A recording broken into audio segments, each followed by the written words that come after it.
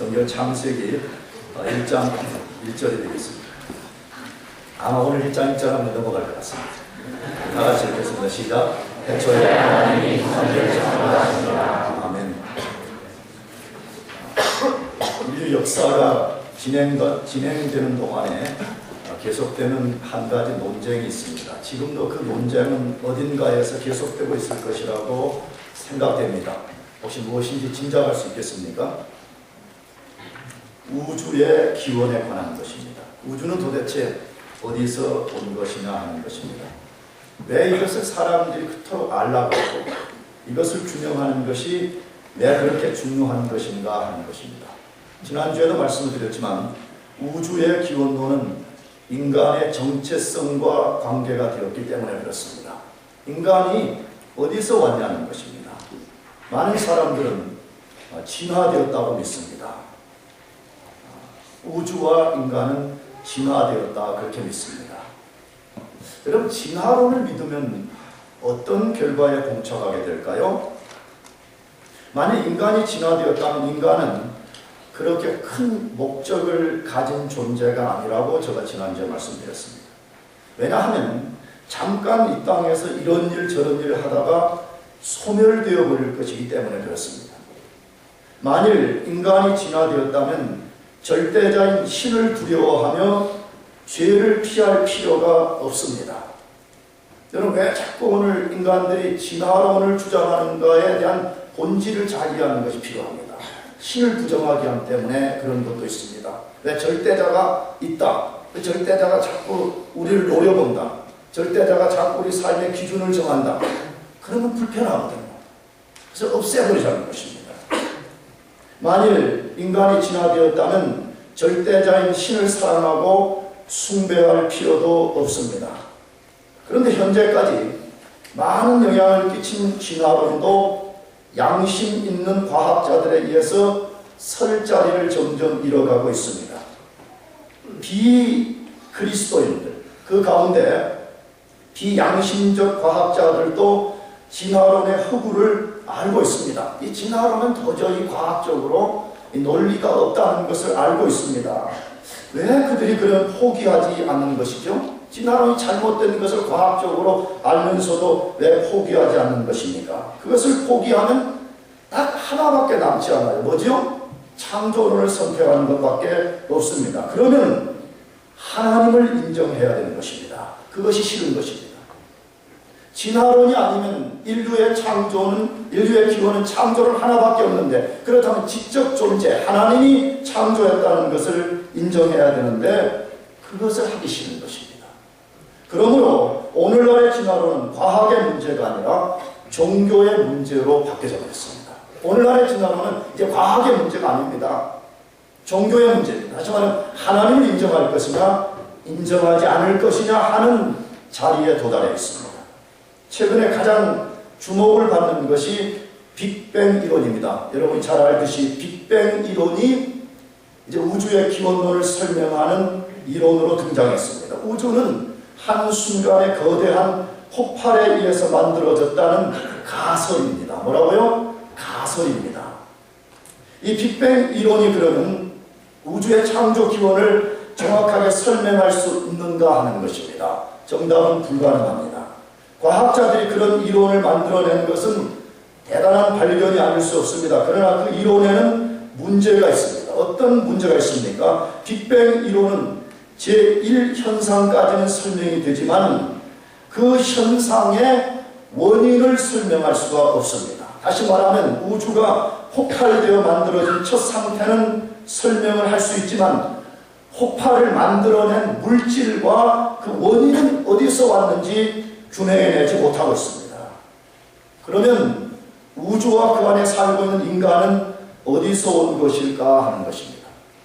성경은 하나님이 창조하셨다고 아주 분명하고 장엄하게 선언하고 있습니다. 하나님이 창조하셨고 하나님이 만드셨다고 선포하고 있습니다. 만일 빅뱅 이론이 정말로 맞다면 저는 개인적으로 하나님의 창조론과 대립된다고 보지 않습니다. 물론 과학계 안에도 하나님을 믿는 사람들이 그렇게 말하지만 저도 그렇게 생각합니다. 만약에 진짜 빅뱅 이론이 맞다면 하나님의 창조론과 대립된다고 보지 않습니다. 왜냐하면 빅뱅을 일으키게 한 모든 원인자가 하나님이기 때문에 그렇습니다. 과학자들은 현상까지만 발견했지만 성경은 그 원인자까지 말씀해 주고 있습니다. 그렇다면 우주가 하나님에 의해 창조되었다고 선언하는 성경을 믿을 수 있는가 하는 것입니다. 절대적으로 믿을 수 있는 책입니다. 9주 전에 말씀드린 대로 만일 성경이 믿을 만한 책이 아니라면 첫 번째, 성경의 모든 내용은 거짓입니다. 성경이 증거하는 하나님이 우주를 창조했다는 것도 당연히 거짓말입니다. 우리의 신앙도 헛된 것에 불과합니다. 그러나 성경은 절대적으로 신뢰할 수 있는 하나님의 말씀입니다. 믿습니까? 그렇다면 한 가지 질문이 생깁니다. 왜 하나님께서 성경을 기록하게 하실 때 우주 창조의 상황을 과학적 입장에서 더 자세히 기록해 주지 않으셨냐는 거예요. 첫 창조에 물질은 어디서 가져왔으면 그런 예를 들어서 그런 다양한 것을 좀 더 설명해 줬으면 좋을 것인데 왜 그런 것은 전혀 언급을 하지 않았는가 하는 것입니다. 그 이유 중에 하나는 성경은 과학을 설명하는 책이 아니기 때문에 그렇습니다. 성경은 과학을 말하는 책이 아닙니다. 그럼 성경은 무슨 책이죠? 하나님을 알려주는 책입니다. 믿습니까? 성경 과학책이 아니라 정확하게 말하면 신학책입니다. 신학책을 가지고 과학을 들여다보려고 하니까 사람들이 거짓말이다, 안 맞다 그렇게 말하는 것입니다. 제가 과거에 어느 교회에서 목회를 할 때 그 교회에 아주 비싼 키보드가 하나 있었습니다. 너무너무 좋은 거였습니다. 딱 봐도 좋아 보여요. 근데 아무도 그것을 켜지를 못하는 거예요. 만지지 작동이 안 되는 거예요. 그래서 고민하다가 매뉴얼을 찾았어요. 교회 안에 이 키보드에 매뉴얼이 있는가 하고 찾았는데 없었어요. 그래서 교회 성도들이 꾀를 낸 게 뭐냐, 이 키보드의 매뉴얼을 인터넷 다운을 받자고 했어요. 그래서 어렵게 찾아가지고 다운을 받았는데 내로 용지 300페이지였습니다. 키보드 하나를 설명하는데 300페이지였다면 우주 창조에 관한 매뉴얼은 몇 장을 할애해야지 다 기록할 수 있겠습니까? 찬송가 가사의 말처럼 하늘을 두루마리 삼고 바다를 먹물 삼아도 다 기록하지 못할 것입니다. 만일에 진짜 과학적 입장에서 성경을 기록해야 된다 그러면 그것은 우리가 갖고 다닐 수도 없습니다. 지금은 66권도 안 읽잖아요. 그거 다 읽으라 그러면 다 나락빠져 들 것입니다. 그렇다면 성경 첫 절에서 하나님이 천지를 창조하셨다고 선언하는 목적은 뭐냐? 무엇을 우리에게 말씀하시려고 태초에 하나님이 천지를 창조하셨다고 선언하는가 하는 것이죠.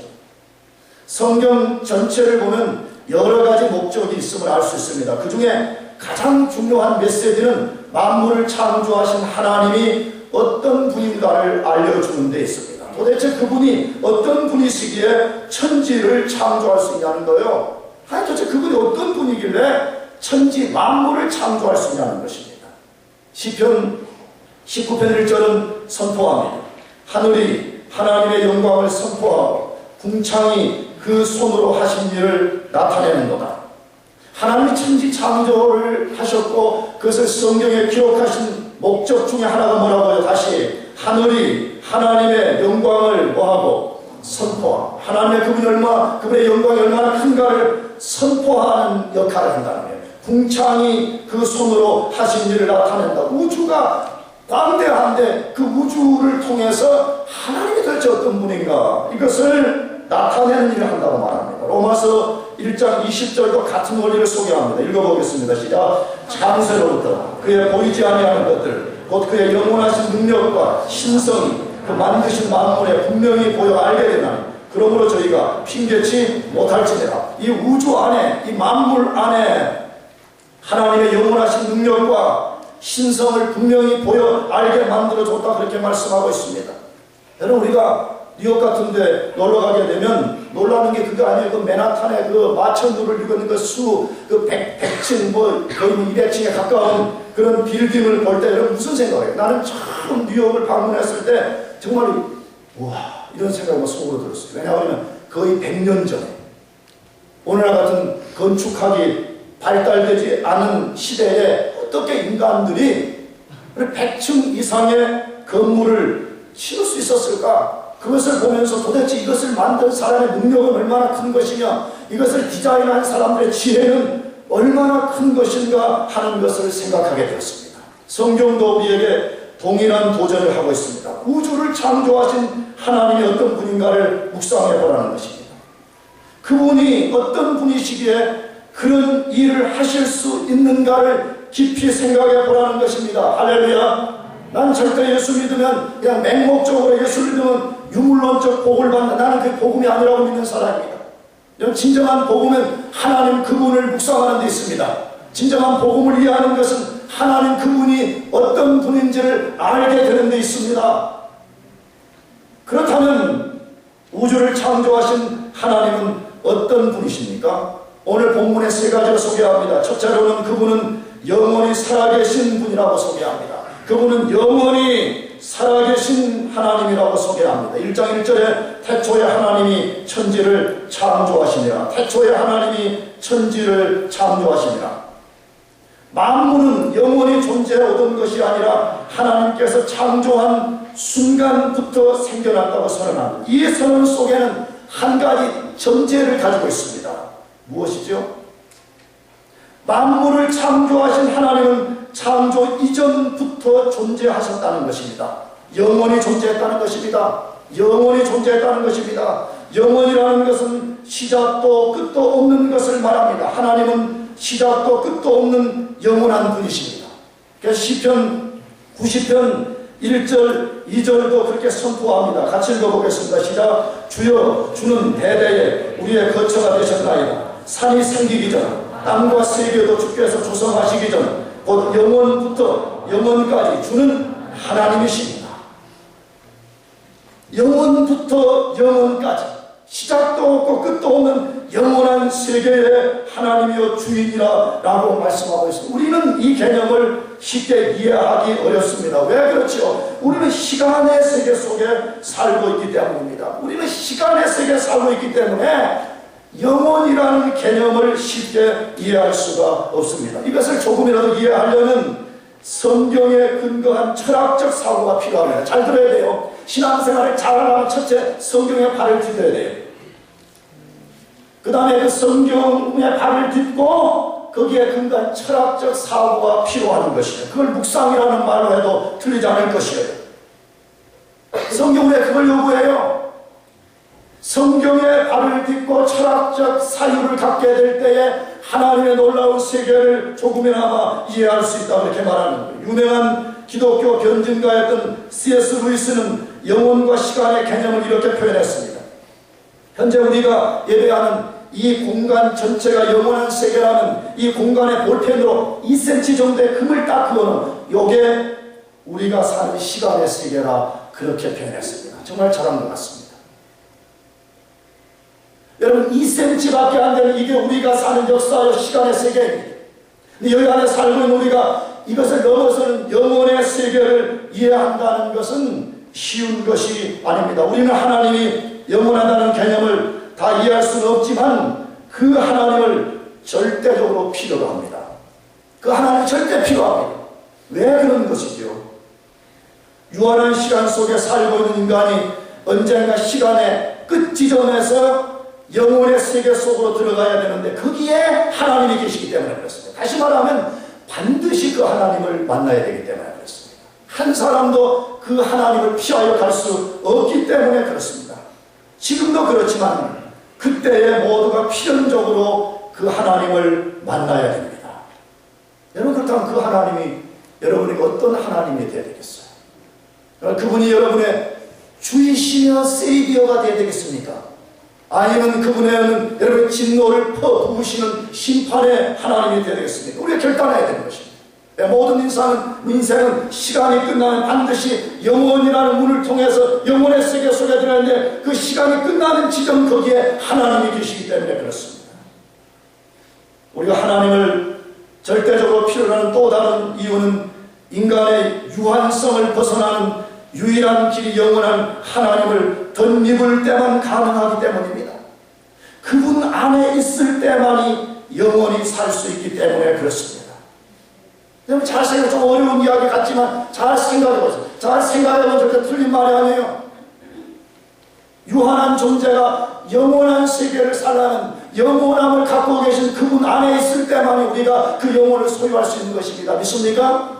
그래서 예수를 믿으면 영원히 산다고 말해. 예수 안 믿으면 그 사람들은 죽음이야, 죽음. 그 죽음은 소멸이 아니라 영원한 지옥에 떨어진다라고 선포하고 있습니다. 하나님은 영원하신 하나님일 뿐만 아니라 살아계신 하나님입니다. 그렇기 때문에 천지를 창조하실 수 있었습니다. 만일 하나님이 인격도 없고 죽은 신이라면 그런 일을 할 수 없습니다. 나는 이게 좋은 거예요. 우리가 믿는 신은 죽은 신이 아니에요. 살아있는 하나님을 믿습니까? 우리에게 말씀하시고 우리가 고통과 신음을 소리를 낼 때 그것을 들으시고 우리가 기도할 때 그것을 들으시고 우리가 인격적으로 교감하시는 살아계신 하나님이신 것입니다.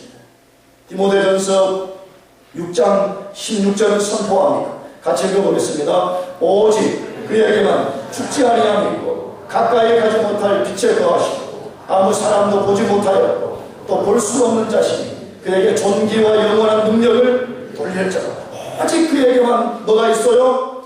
죽지 아니함이 있어요. 하나님에게만 죽지 않고 영원히 사는 영원한 생명이 그 속에 있다라고 우리들에게 말씀하고 있습니다. 하나님은 만물을 창조하셨습니다. 그 창조한 만물을 지금도 말씀으로 붙들고 계십니다. 단순히 붙들고 계시지 않고 그 만물을 섭리하고 계십니다. 그렇다면 하나님의 기호는 무엇입니까? 하나님 어디서 오셨습니까? 하나님은 어디에서 유래한 것입니까? 모릅니다. 성경은 말씀하지 않습니다. 만일 그 기원을 안다면 그분은 영원한 분이 아니실 것입니다. 만약 그분이 어디서 유래하는 것을 우리가 다 들여다볼 수 있는 분이라면 그분은 영원한 분이 아닙니다. 성경은 그분의 존재의 시작을 설명하지 않고 영원히 살아서 스스로 존재하는 분이라고 선포할 뿐입니다. 그냥 선포로 시작해. 태초에 하나님이 천지를 창조하시니라. 왜 그렇게 하시는 것일까요? 영원히 존재하는 분을 우리 같은 유한한 시간 속에 사는 존재들이 절대로 이해할 수 없기 때문에 그렇습니다. 이런 예를 들 수가 있어요. 하루밖에 살지 않은 하루살이 곤충. 하루살이 곤충이 70년, 80년을 사는 우리의 세계를 이해할 수 있습니까? 절대로 이해할 수 없습니다. 누군가가 말한 것처럼 만약 우리가 하루살이하고 둘이 같이 놀다 오후 돼서 See you tomorrow. 좀 웃어줘. 아니 하루살이고 See you tomorrow 이해해요 못해요? 왜? 그 하루살이는 하루밖에 못 사는 얘기인데 내일이라는 개념을 이해 못하는 거죠. 여러분 70년, 80년 유한한 시간의 세계를 사는 존재가 영원한 세계, 영원한 하나님 그분을 우리가 어떻게 다 이해할 수가 있겠습니까?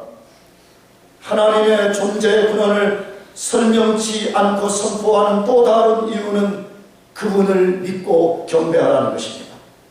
피조물의 유일한 의무는 창조주의 근원을 연구하는 데 있는 것이 아니라 그분을 믿고 경배하는 데 있다고 선포하는 것입니다. 그러므로 창세기 1장 1절은 하나님 자신에 대한 선언일 뿐 아니라 우리에게 신앙 고백을 요구하는 엄청난 도전입니다. 이 말씀을 믿고 수납할 것인가 아니면 배척할 것인가를 결정해야 되는 것입니다. 배척하는 사람은 하나님의 백성이 될 수 없습니다. 수납하는 사람은 하나님의 백성이 될 수 있고 영원하신 하나님 안에 거할 수 있습니다. 믿습니까? 결정해야 됩니다. 나는 창세기 1장 1절에 선포하는 그 하나님을 수납할 것인가 아니면 나는 거절할 것인가 선포하라고 도전하는 것입니다. 결정하라고 도전하는 것입니다. 사랑하는 교우 여러분, 하나님은 살아계신 분입니다. 믿습니까? 그분을 여러분의 세이비어, 여러분의 주님으로 믿고 그분 안에 살아가기를 축복합니다. 두 번째로 우주를 창조하신 하나님은 어떤 하나님이신가 하는 것입니다. 만물을 존재하게 하신 하나님입니다. 만물을 존재하게 하신 분이라고 선포합니다. 1장 1절에 다시 태초에 하나님이 천지를 창조하시니라 라고 말씀드립니다. 다시 말씀드리지만 만물은 영원히 존재했던 것이 아닙니다. 하나님께서 어느 시점에 천지를 창조하심으로 존재하게 되었습니다. 그래서 태초에 라고 선언하는 것입니다. 이 태초에라는 히브리어 단어 브레스트는 어느 시작 시점을 알리는 단어입니다. 만물은 시작의 시점을 가지고 있습니다. 만물의 모든 시작 기원은 하나님으로부터 온 것입니다. 하나님이 모든 시작을 있게 하셨습니다. 성경은 이것을 분명하게 선언하고 있습니다. 저는 개인적으로 인간들이 이 말씀을 진짜로 믿는다면 엄청난 혼동에서 벗어날 수 있다고 확신하는 사람입니다. 허망한 것을 숭배하지 않을 수 있다고 확신합니다. 인생이 진짜 행복한 삶을 살 수 있다고 확신합니다. 왜 그렇습니까? 인간의 많은 혼란과 불행 중에 하나는 시작과 원인을 모르기 때문에 그렇습니다. 정말 우리 인생이 시작이 어디에서 왔으며 이걸 안다면 현재 있는 문제를 풀 수 있는 힌트가 생깁니다. 이걸 모르는 거예요. 계속 어둠 속에서 무지 속에서 방황하고 사는 것입니다. 그래서 인간도 과학도 종교도 혼란 속에 있는 것입니다. 그러나 만물의 기원을 정확하게 안다면 인간의 세계 안에는 획기적인 변화가 일어날 것이라고 확신합니다. 학문만 해도 그렇지 않겠어요? 학문의 세계만 해도 진짜 이 모든 세계가 하나님께로부터 온 것임을 믿는다면 나는 과학계에도 획기적인 변화가 일어날 것이라고 확신합니다. 로마서 11장 36절을 선포합니다. 다 같이 읽어보겠습니다. 시작. 이는 만물이 주에게서 나오고 주로 말미암고 주에게로 돌아가며 영광이 그에게 세세 있으리로다. 아멘. 이는 만물이 누구에게서 나왔어요? 주님에게서 나왔어요. 그 다음 뭐라 그래요? 주로 말미암아. 지금 왜 만물이 존재하고 있어요? 히브리서 1장 1절과 2절에 보면 예수 그리스도의 말씀이 만물을 붙들고 있다고 말하지 과학에서는 중력이라고 말하고 있는 것입니다. 과학자들 비난하려고 하는 말이 아닙니다. 하나님이 다 만들어 놓은 그 어마어마한 세계 속에서 중력이라는 것 하나를 발견하고 인간이 난리법석을 피우는 것입니다. 그 속에서 아주 작은 덕지가 하나를 발견하고 인간들이 대단한 세계를 만들어낸 것처럼 말하고 있습니다. 성경은 아주 간단하게 말합니다. 만물이 주에게서 나오고 주로 말미암고 주에게로 뭐할 것이다? 돌아갈 것이라고 말씀합니다. 만물이 시작이 있어요. 하나님께로부터 나왔고요. 하나님이 붙들고 계시다가 어느 시점에 그것이 다시 누구께로 돌아간다고요? 하나님께로 돌아가는 끝이 있을 것이라 라고 말씀하면서 바울이 그러기 때문에 영광을 그에게 세세토록 돌리라 라고 말씀하고 있습니다. 여러분 이 사실 진짜 믿습니까? 나는 그리스도인들은 세상 사람들과 완전히 다른 세계관을 갖고 산다고 나는 믿는 사람이에요. 기독교는 단순히 아까 말씀드린 유물론적 복을 받기 위해서 단순히 와가지고 기독교 미신을 선택한 그런 종교가 아니라는 것이에요. 어느 종교가 만물이 신에게서 나왔고 신으로 말미암고 신으로 돌아간다고 말하는 종교가 어디에 있다 이거요? 기독교만 유일합니다. 믿습니까? 그 가치관이 완전히 다르죠. 완전 다른 세계관을 가지고 살게 되는 것이에요. 이것을 생각하는 사람은 삶의 방식이 달라져요. 저는 그래요. 저는. 여러분도 그러겠지만 어떤 때는 목회가 좀 어렵고 여러 가지 장애물에 부딪히고 뭐 설교하는 것이 어리면 그냥 대충 하고 싶은 생각이 있어요. 여러분은 안 믿겠지만 나는 이 원고를 갖고 하는 것보다 원고 없이 설교 더 잘하거든요. 안 믿으시는 거예요. 난 새벽 기도 때 설교 원고 없이 해요. 근데 이것을 매주 5장, 6장을 쓰는 거거든요. 이게 쓰는 게 작은 일이 아니에요. 여러분도 페이퍼를 쓰고 말죠. 학교 다닐 때 페이퍼 없으면 10년도 학교 다닐 수 있어요. 시험 안 보면 20년 다닐 수 있어요. 아멘이죠? 이게 무슨 문제지? 여러분 사람의 생각을 이 글로 표현한다는 것은 굉장히 어려움이 있어요. 근데 저는 이것을 포기하잖아요. 왜 하느냐? 어떤 사람들은 원고에 대해 반대하는데 하나님 앞에서 신실해보고 싶어서 그냥 대충 그냥 뭐 토요일날 놀다가 그냥 몇 가지 생각, 1포인트, 2포인트, 3포인트 그렇게 하고 싶지 않아요. 왜? 언젠가 내가 나의 목회와 나의 설교와 나의 가르침을 하나님 앞에서 심판을 받을 거기 때문에 그런 거죠. 부족하지만 그 심판을 생각하면서 하루하루를 사는 거예요.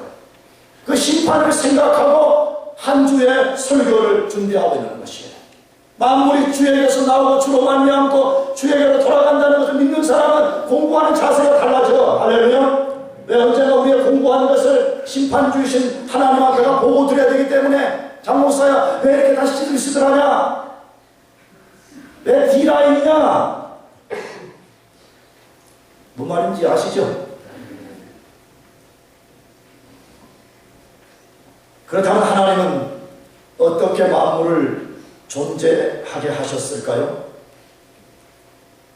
아무것도 없는 무에서 창조하셨습니다. 아무것도 없는 무의 상태에서 창조하셨습니다. 기존에 존재했던 물질을 가지고 창조하시는 것이 아닙니다. 1장 1절에 창조하시니라 태초에 하나님의 천지를 창조하시니라 이 창조하다의 히브리어 단어를 바라라는 단어에서 바라. 이 단어는 아무것도 없는 무에서 창조할 때 쓰여지는 유일한 단어입니다. 또한 주어 동사 목적할 때 주어가 하나님에게만 해당될 때 쓰여지는 단어입니다. 무에서 창조를 했다는 말씀을 인간의 인식으로 쉽게 받아들이지 못합니다. 왜 그렇죠? 인간의 세계는 무엇을 만들어내는 반드시 재료가 있어야 됩니다. 된장찌개를 만들려면 먼저 된장, 호박, 내가 좋아하는 오뎅, 그 속에 메르치를 내버려야 맛있습니다.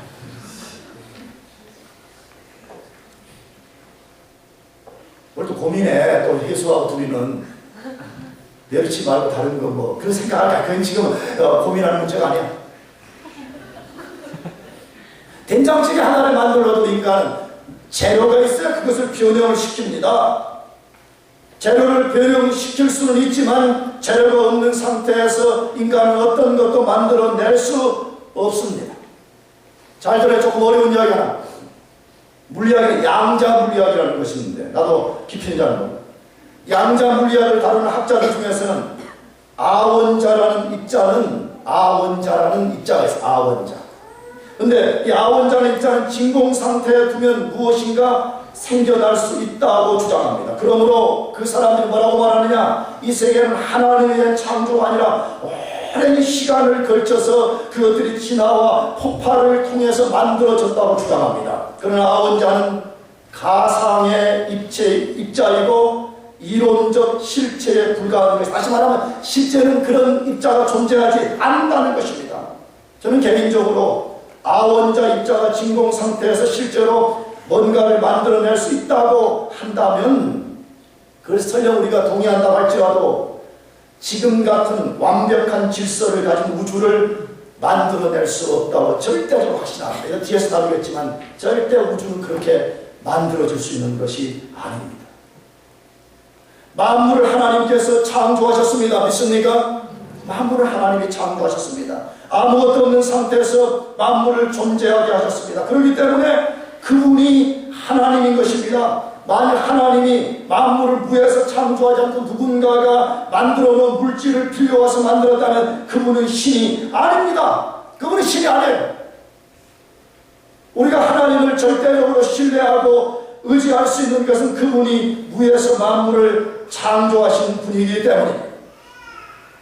여러분 왜 하나님을 믿어요?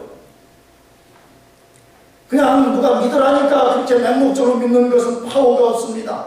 내가 왜 그 하나님을 믿는가에 대한 분명한 이유를 가지고 있어야 됩니다. 그분은 영원한 분이시고 그분은 무에서 유를 창조해낼 수 있는 분이기 때문에 나는 믿습니다. 만약 그분이 시간의 속에서 제한을 당하고 만약 그분이 만물을 창조하긴 했을 때 하되 기존에 있던 어떤 재료를 빌려와서 만드신 분이라면 나는 그분을 믿지 않을 것입니다. 로마서 4장 17절은 선포합니다. 기록된 바 내가 너를 많은 민족의 조상으로 세웠다 하심과 같으니 그의 믿음과 하나님은 죽은 자를 살리시며 없는 것을 있는 것 같이 부르시는 이시니라. 하나님은 죽은 자를 살리시며 없는 것을 있는 것 같이 부르시는 하나님이시라고 말씀합니다. 여러분, 이 말씀의 백그라운드는 뭐였어요? 사도 바울이 믿음의 조상 아브라함의 믿음을 소개하면서 유대인들에게 그 믿음을 가지라 이것을 도전하는 백그라운드입니다. 그런데 이 말씀이 기록된 창세기로 돌아가 보면 어떤 배경이 있었어요? 하나님이 아브라함 75세에 나타나셔가지고 내가 너에게 아들을 줄 것이라 약속을 했어요. 그런데 99세가 될 때까지 아이가 안 생긴 거예요. 사라의 나이는 그때 89세였어요. 99세, 89세. 와, 99세, 89세 나타나셔서 내가 아들을 줄 것이라 다시 약속을 했어요. 여러분, 89세, 99세 불가능합니다. 생리적으로 불가능합니다.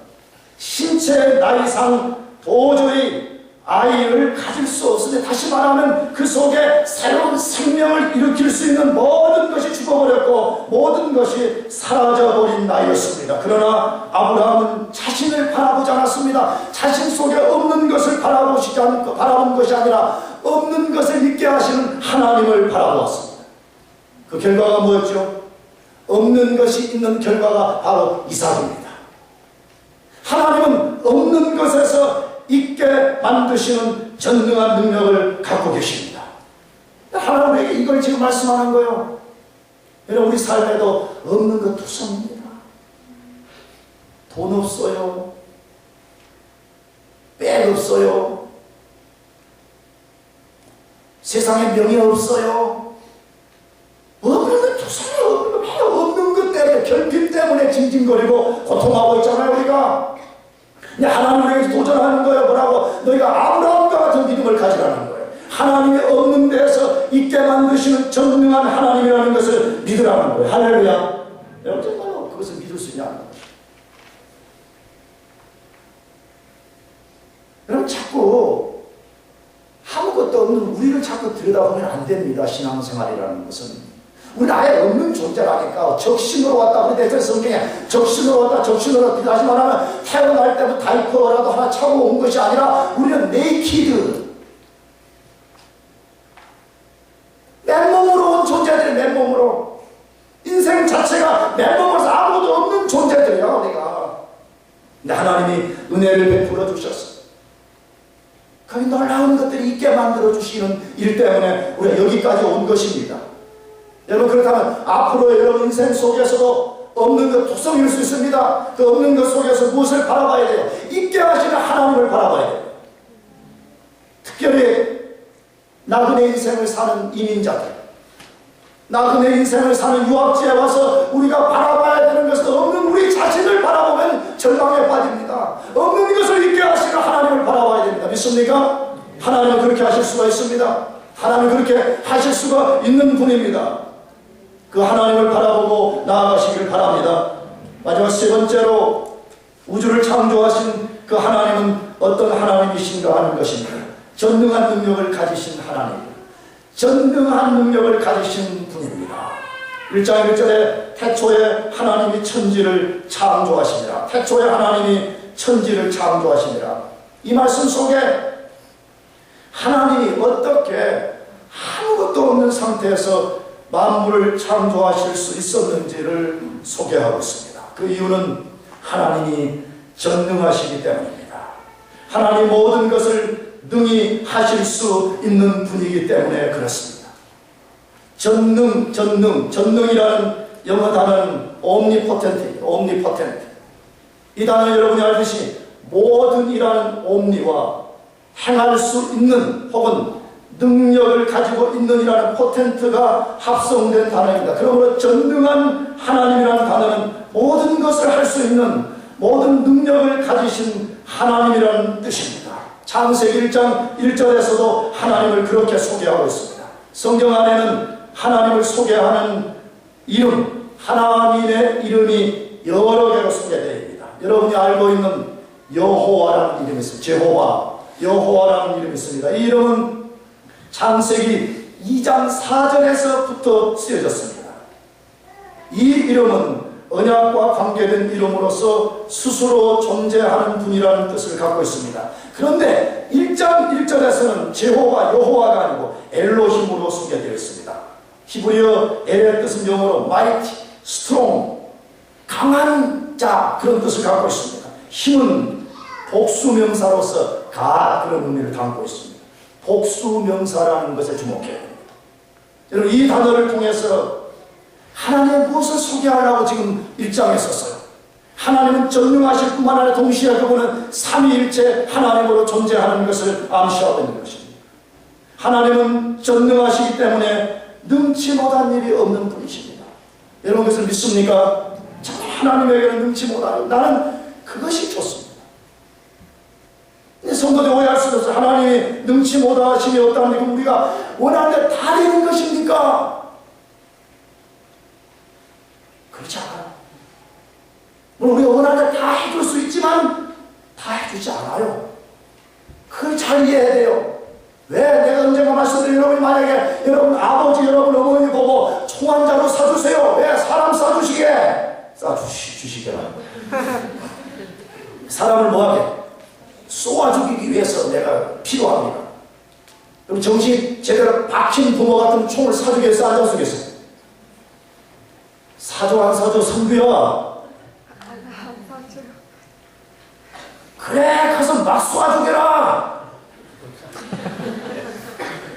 그런 부모가 있다면 그 부모는 정신병자죠.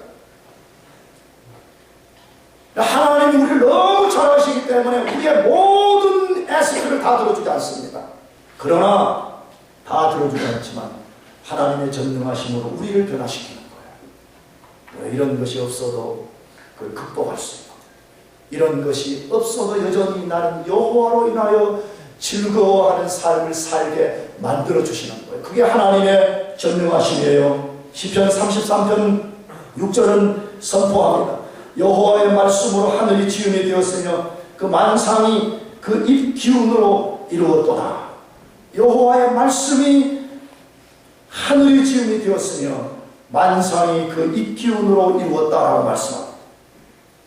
누가복음 1장 37절에 말씀합니다. 대저 하나님의 모든 말씀은 능치 못하심이 없느니라. 하나님 말씀하시면 능치 못하심이 없습니다. 믿습니까? 문제는 그거예요. 내가 구하는 것이 하나님이 원하는 뜻인가? 하나님을 허용하시는가? 만약 하나님의 뜻이고 하나님이 허용한다면 우리 속에 절망이 소망으로 바뀔 것이고 낯생이 변하여서 놀라운 것으로 만들어질 것입니다.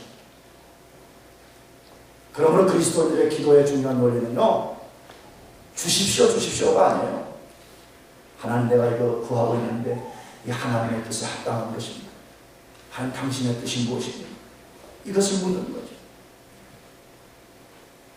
마태복음 19장 26절에 말씀합니다. 예수께서 저희를 보시며 가라사대 사람으로는 할 수 없으되 하나님으로서는 다 하실 수 있느니라. 할렐루야.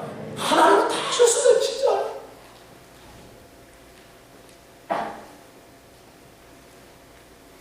그러므로 우리가 우리의 이성으로 하나님의 전능하심을 제한하지 말아야 됩니다. 너무 많은 사람들이 자기 이성을 가지고 하나님을 제한하기 때문에 거기에 하나님의 능력이 나타나는 거예요. 하나님의 말씀을 붙들고 그분을 전적으로 의지해야 됩니다. 지난주에 말씀드린 대로 창세기의 1차 독자들인 이스라엘 백성들에게 하나님이 말씀으로 천지를 창조한 사건을 알려주신 이유가 있었다고 제가 말씀드렸습니다. 왜 1차 독자들에게 천지를 창조한 스토리를 들려주시는 거예요? 두려움 속에서 가나안을 향해서 가는 백성들에게 천지를 창조하신 전능하신 하나님이 너희가 지금 함께하고 있으니까 두려워하지 말라는 거예요. 내가 너희가 지금 함께하고 있기 때문에 조금도 두려워하지 말고 요단을 건너고 약속의 땅을 믿음으로 밟고 나아가라고 주님 말씀합니다. 이것은 오늘 우리에게도 요구되는 믿음입니다. 우리를 두렵게 하는 것이 너무 많습니다. 우리를 두렵게 하는 것이 너무너무 많습니다. 그러나 천지를 창조하신 전능하신 하나님이 우리와 함께 해주신다는 사실을 믿고 담대히 나아가라는 것입니다. 여러분 그렇게 하시기를 축복합니다. 나아가서 그 하나님은 완전한 지혜를 가지신 분입니다. 완전한 지혜를 가지고 완벽하게 천지를 창조하시기 때문에 우주가 혼란 가운데 빠지지 않고 질서정연하게 움직일 수 있는 것입니다. 만일에 하나님이 힘은 엄청 센데 머리가 안 좋아가지고 수금지와 목도 쳐내면 다 태양계 중심으로 만들어놓고 하는데 막 오늘은 지구하고 막 화성이 부딪히고 내일은 뭐 지구하고 금성이 부딪히고 어떻게 되겠어요? 끝장나버리는 거죠. 정직한 과학자들은 우리가 이렇게 지구에서 살 수 있는 것은 지적 존재의 미세 조정 때문이라 그렇게 말합니다. 정직한 과학자들은 이렇게 말해요. 지적인 존재가 우주와 우리가 살고 있는 이 지구를 아주 미세하게 조정을 해놓았기 때문에 우리가 살 수 있다는 게, 만일 우주에 미세 조정이 없다면 인간은 절대로 지구에 살 수 없다고 말합니다. 그런데 과학자들이 뭐라고 말하느냐? 그 미세 조정은 절대로 우연하게 될 수가 없다는 거예요. 진화론자들이 말하는 것처럼 그렇게 될 수가 없다는 것이에요. 그렇다면 과학자들은 얼마만큼의 미세 조정이 있다라고 말하는가 하는 것입니다. 그 중에 콜린스라는 대표적 과학자가 이렇게 묘사했습니다. 우주 공간 외부에서 지구를 향해 무작위로 다트를 던진다고 가정해 봅시다.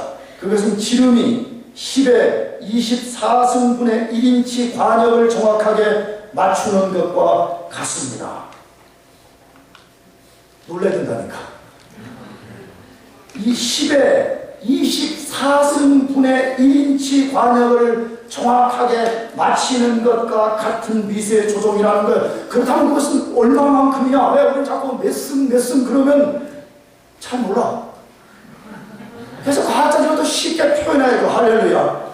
원자 하나의 크기보다 작은 크기를 맞추는 것이야. 아니 우주 밖에서 다트를 딱 던졌는데 지구 안에 있는 이 표적판에 이 원자보다 작은 그 표적판을 딱 맞추는 거야. 우주는 이만큼의 미세 조정이 되어 있다는 것입니다. 만일에 이것이 조금이라도 미세 조정이 흐트러져 버리면 우주는 대폭발, 대혼란 속으로 빠진다는 거예요. 우리가 그냥 고등학교만 다녀도 그런 상식을 다 알잖아요. 태양 표면 온도는 12,000도라고 이렇게 부릅니다. 무슨 말이죠? 우리가 조금만 가까이 가면 타서 죽고요. 멀리 떨어지면 얼어 죽는다. 그게 아주 미세한 조정이 있다는 거예요. 지구는 정확히 23도로 기울어져 있습니다. 그래서 사계절이 있습니다. 만약에 조금만 더 기울어져 버리면 과학자들의 말에 의하면 해양의 증기가 이 남쪽 북쪽으로 다 날아가 버리고 거대한 얼음덩어리가 대륙에 생겨가지고 인간 다 죽는다는 거예요. 지구의 대기층이 약간만 덜 두꺼웠다면 계속 쏟아지는 유성들에 의해서 지구는 폭발해가지고 살 수가 없다는 거예요. 수금지화복 도천의 명왕성 왜 만들어놨다고 그래요? 우리 잘 모르는데 나는 언제가 책을 읽고 그걸 난 여러분 안 한다고 나는 처음 알아서 깜짝 놀랐어요. 우주에서 쏟아지는 유성들을 그것들이 막는다는 거예요. 할렐루야. 와, 이번에 우리가 러시아에 떨어진 운석은 받지 않아요. 그거 하나 떨어진도 대참사가 일어나는데 만일에 그걸 막아주는 대기층, 그것들을 막아주는 다른 행성들이 없었다면 우리가 어떻게 됐겠냐는 것입니다. 달이 지구와 일정한 거리를 유지하지 않는다면 어떤 현상이 나온다고 그래요? 바다의 초수가 하루에 2번 땅을 밀고 들어오는데 그게 물러가지 않으니까 다 물바다가 돼가지고 심지어 우리의 높은 데 사는 스칼도 물바다가 된다는 거예요. 그 외에 미세 조정 이그젠플은 너무너무 많이 있습니다. 하나님이 얼마만큼 우주를 정교하게 만드셨는지를 상상할 수 있겠습니까? 나는 우리 하나님을 보면 개구장이 같아. 그래서 이렇게 하면 하나님 용서해 주세요. 근데 나 하나님 개구장이 같아. 왜냐하면 우주를 보면 어떻게 그 우주를 하나님 또 만드셨는가. 근데 언제가 말씀드렸죠. 운동가 보면 하나님 장갑 장난꾸러기가 돼. 꽃도 말이야 잘 눈에 보지도 않아 눈에. 근데 거기를 이렇게 탁 꽃을 꺾어가지고 보면 거기에 완벽한 꽃의 모든 걸 갖추고 있어. 나는 그때마다 하나님 장난꾸러기 어떻게 꽃을 그렇게 잘해놔. 여러분 미국의 벌새라는 거 봤어요? 벌새? 토플 지문에 나오는 거. 나는 사실 토플 공부할 때는 그거 몰랐어요. 근데 미국 와서 보니까 진짜 벌새가 있더라고. 벌새. 와, 근데 벌만해 새가. 놀라운 거지. 인간이 무슨 헬리콥터 하나 띄우고 무슨 비행기 하나 띄우고 남이 법석을 띄우는데 하나님께는 와, 그 벌새. 장난꾸러기. 작은 꽃, 작은 새, 작은 세포, 작은 원자. 하나님 광대하신 뿐만 아니라 아주 작은 것까지도 만들어내시는 놀라운 지혜를 갖고 계시는 분입니다. 그래서 잠언 3장 19절 말씀합니다. 여호와께서 지혜로 땅을 세우셨으며 명철로 하늘을 굳게 펴셨다. 여호와께서 무엇을 가지고요? 지혜로 땅을 세웠다. 에레미야 10장 12절 말씀합니다. 여호와께서 그 권능으로 땅을 지으셨고 그 지혜로 세계를 세우셨고 그 명철로 하늘들을 펴셨으며 라고 말씀합니다. 하나님의 지혜를 묵상하시기 바랍니다.